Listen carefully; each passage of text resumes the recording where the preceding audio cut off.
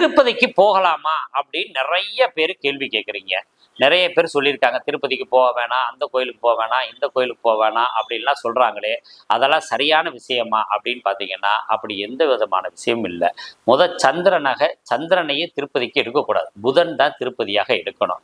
ஏன்னா சந்திரனை ஒரு காரகமாக எடுத்து பழகினதுனால நம்ம திருப்பதியை பற்றி பேசுகிறாங்க. பொதுவாக நீங்கள் எந்த கோயிலுக்கு போனாலும் சரி, உங்கள் ஜாதக பிராரம்லாம் நீங்கள் பார்க்க வேண்டிய அவசியம் 100% கிடையவே கிடையாது. எப்படி கோயிலுக்கு போகணும் அப்படின்னாக்கா, ஒரு கோயிலுக்கு போகிறோம், அந்த கோயிலில் சுப சகனங்கள் கிடைத்தால் அந்த கோயிலுக்கு மீண்டும் நீங்கள் செல்லலாம். அசுப சகனங்கள் கிடைக்கிற எந்த கோயிலுக்கு நீங்கள் போகக்கூடாது. அதுதான் இந்த கோயிலுக்கு போகிறதுல ரொம்ப முக்கியத்துவம் வாய்ந்தது.